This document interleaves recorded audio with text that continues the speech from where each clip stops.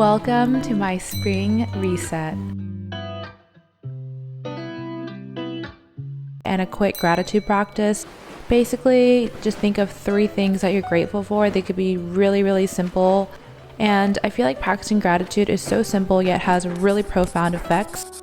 Grateful for a good night's rest. Waking up and seeing Willow next to me already just makes me so happy. Grateful for the fresh morning breeze.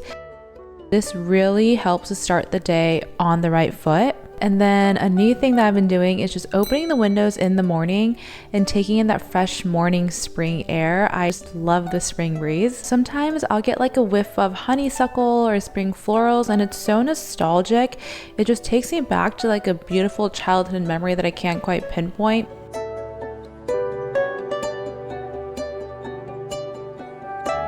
And then I meditate. Recently that I have meditated for around 430 days now, and that is just the greatest gift. It really helps me to start my day with ease and a peaceful mind. Gives me the opportunity in the morning to check in with myself, have a deeper sense of self-awareness and non-reactivity, and carry that with me into the day. If you've ever been curious about meditating, I was for months before I actually took it up. And even when I first did it, honestly, there was so much friction. I could not sit still. I would count down the time, just waiting for it to be done. My mind would just wander endlessly. But now, after apparently 400 days or so, I just look forward to it so much. And it's an integral part of my morning. And I would definitely recommend trying it. And you can try it with 3 minutes and then just work up to 10 plus minutes. And I love to use the Calm app. And just simply going back to the gratitude practice, sometimes after I open my eyes after meditating, I just sit there for a couple seconds and just look around. And I'm just so grateful to be able to wake up and live in this beautiful home that we've built. Practicing gratitude helps us increase our happiness, reduce stress, and just be aware of the beautiful things in our lives that we only once dreamed of. I love doing this eye mask. It's simple yet wonderful self-care gesture in the morning. And also I used to put on a jazz playlist and I switched it up to this acoustic morning playlist. And it just puts me in such a nice lighthearted mood when I wake up, and also helps me to get my butt up and out of bed. I feel like music just always sets the tone and a different vibe for the day, and it just puts me in a good mood. So as I carry out my morning routine.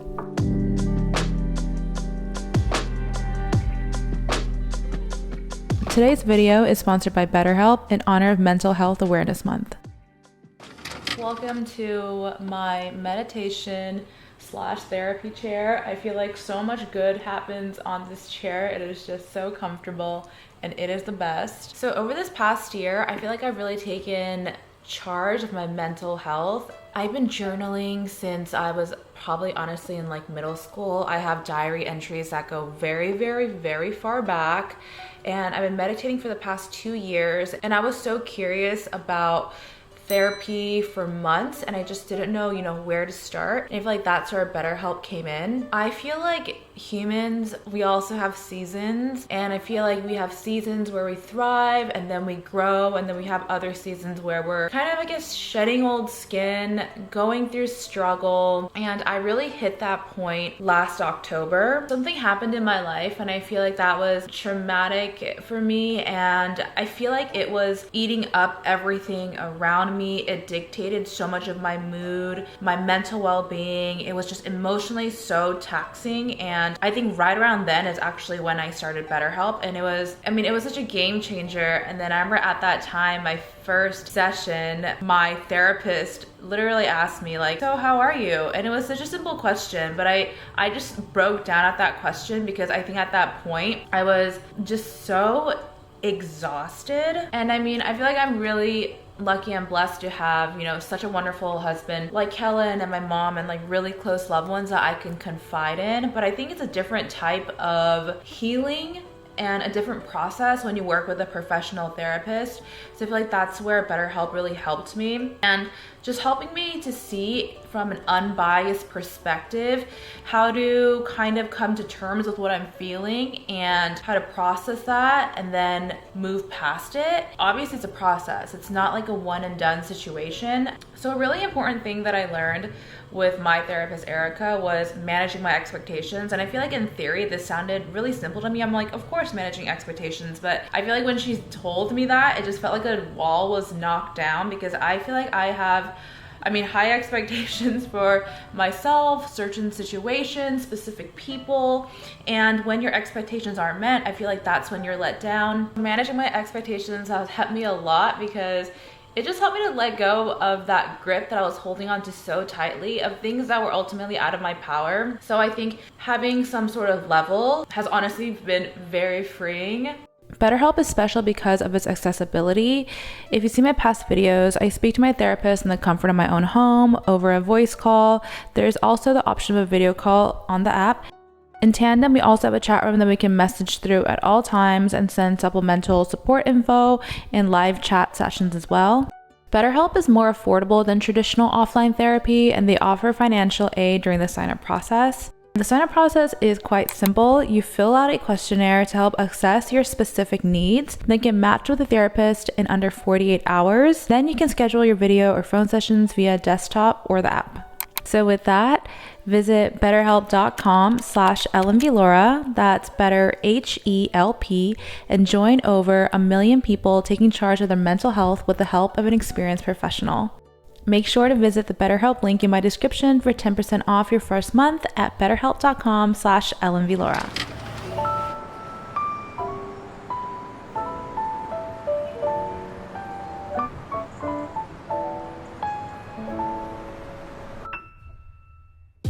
So now that we are officially into month 5 of the year, I actually think this is a really good time to reassess and revisit, our intentions and goals that we set in the beginning of 2022, because I feel like out of the gate, we start so strong.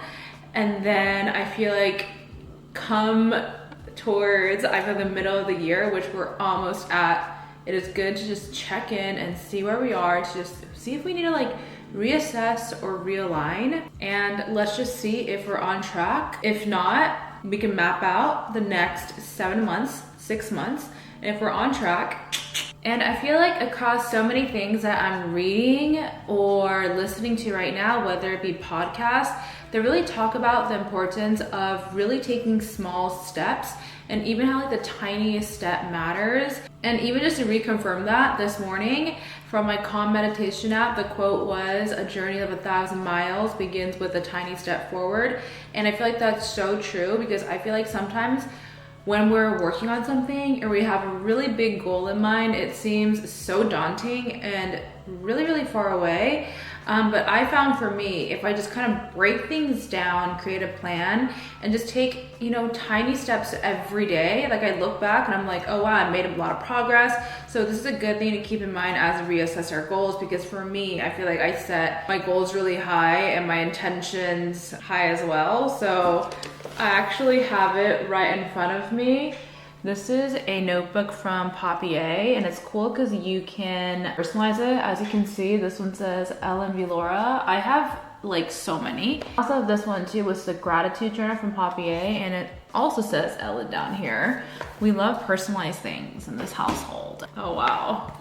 2022 is the year of magic and a universe of possibilities. That's beautiful.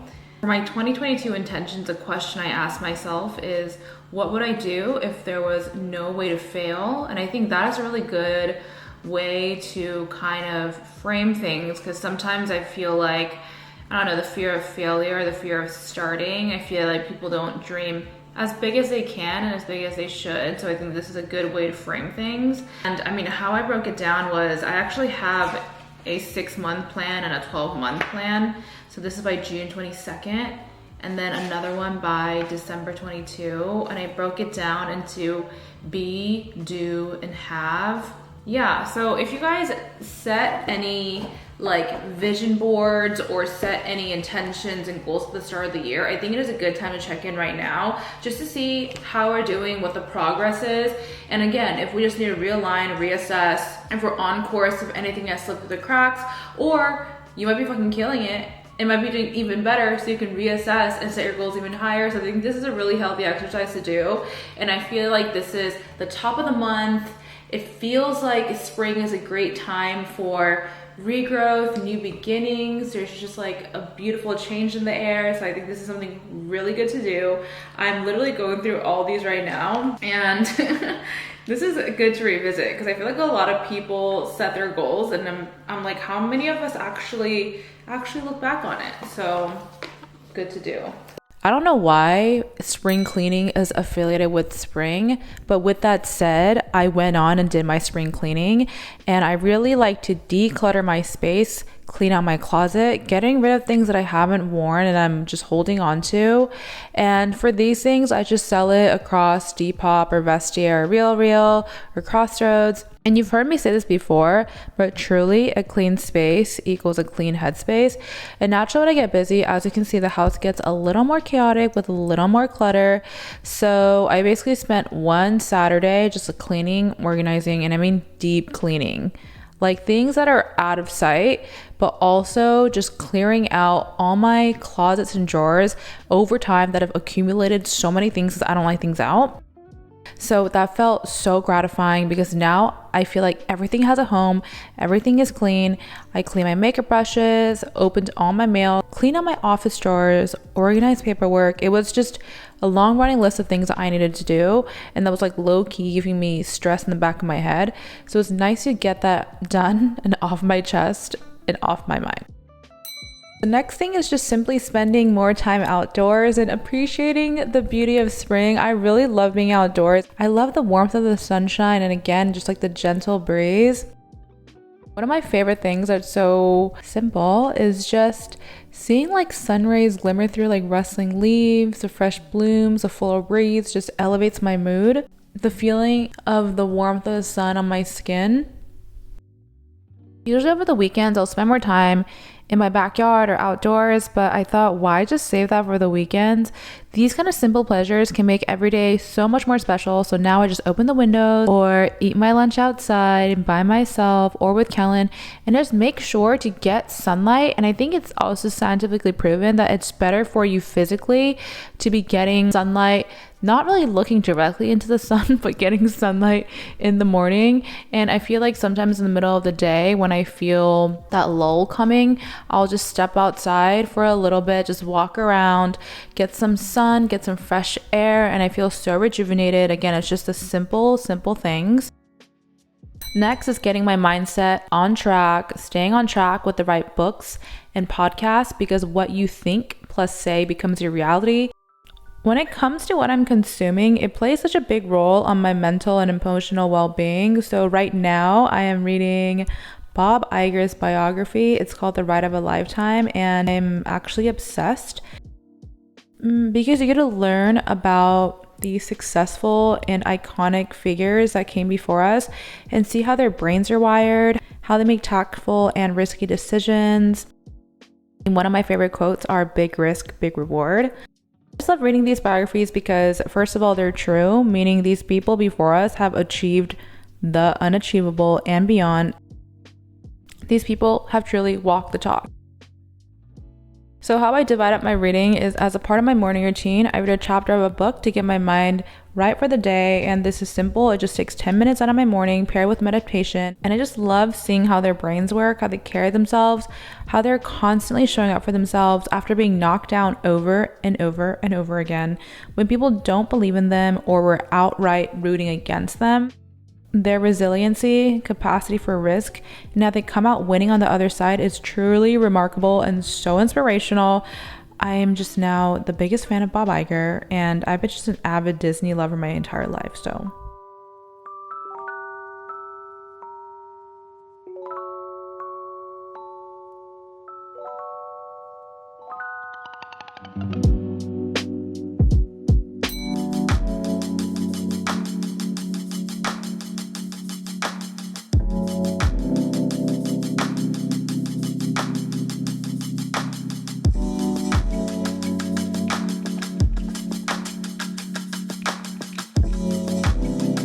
I am eating an avocado, a side of pickles, and then some dinosaur kale that I literally just sauteed with salt, pepper, and cayenne pepper.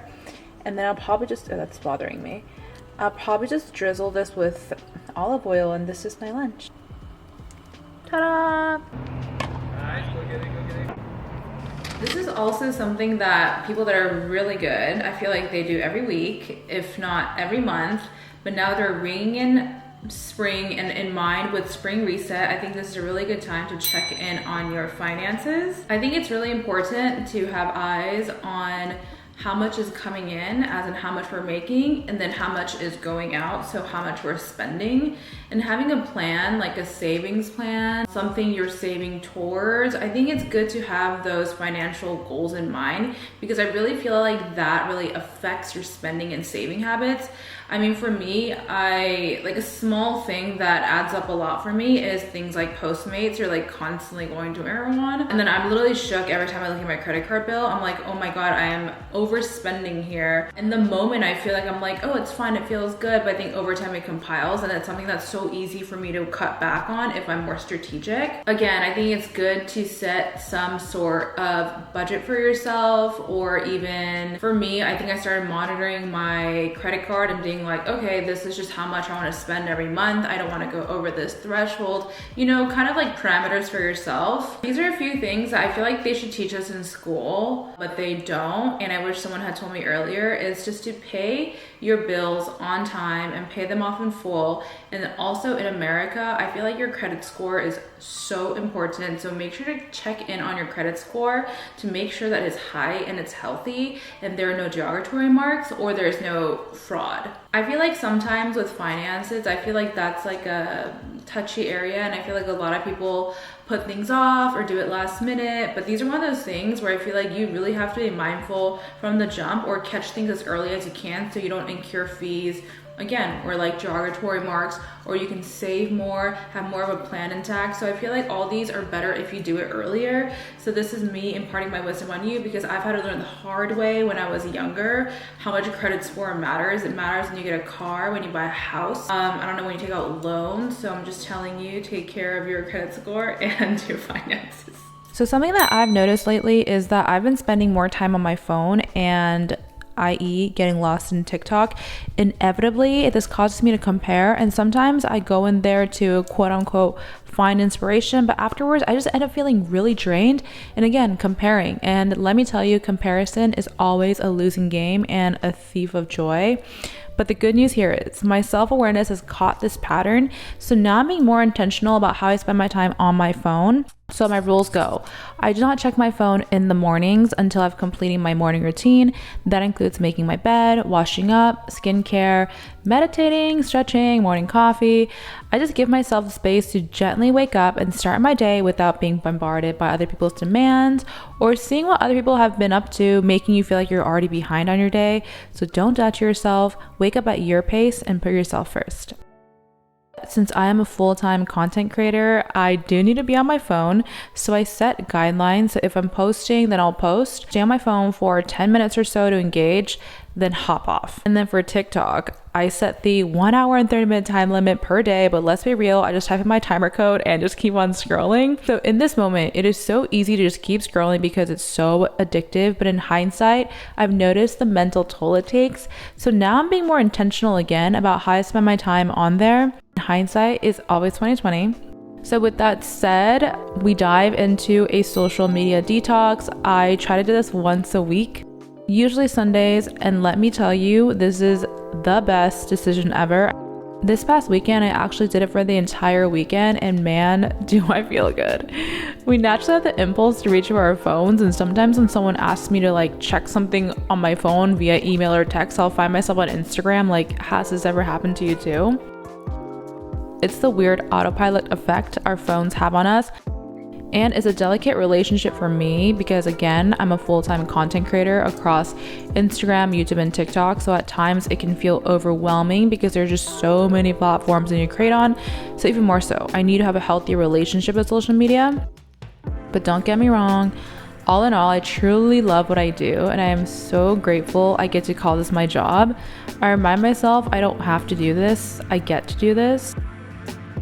Whether your job is on social media or not, I think having a healthy dynamic with our phones and social media really allows us to be fully present. If we didn't document it, it didn't happen, right? I mean, that was very much so my mentality before, but now I just try to be fully present, enjoy the moment, and experience it. And with that, thank you so much for spending time with me. Make sure to subscribe, and I'll see you guys next time.